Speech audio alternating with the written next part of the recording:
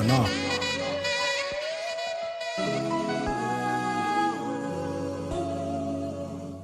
Time. They just trying to speak their peace. Get your peace, R&R.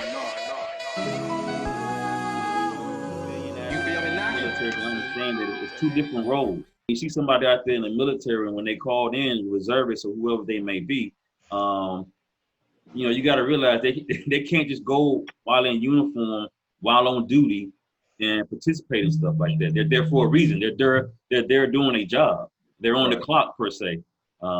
So I think that's one of the things that I think is important that we get out, get the message across that, those people that are out there, have a little bit of compassion, because, you get a brother like me that, I feel the same way everybody else feels.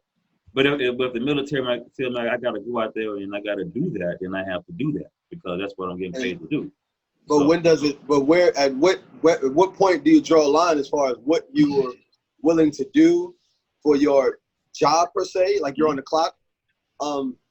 And, like for me, it's like, I'm not military, so I can't, I can't speak for somebody in the military, you know what I'm saying? But the standpoint that I speak from is like, I get that you guys take an oath, and your oath, like, you're supposed to protect against terrorists, foreign and domestic. Mm-hmm. You know what I'm saying? So the terrorism that we face here on the foreign ground, in my opinion, is the police brutalities, is the Klan and the killings and the genocide of the Black people, right?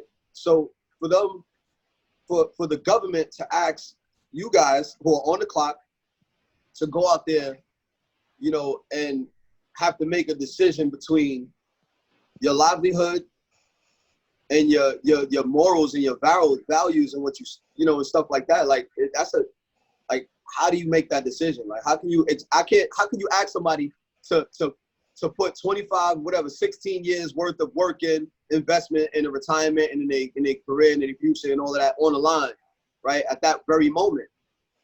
I get it. I totally get it. So it's a couple angles. Yeah, because I'm ready to jump in there. Let us go around. Let us go around. Because I got a caveat to what he's saying too. I'm ready to jump in there. Go ahead, SG. Go ahead, SG. Well, just to let me back up a little bit.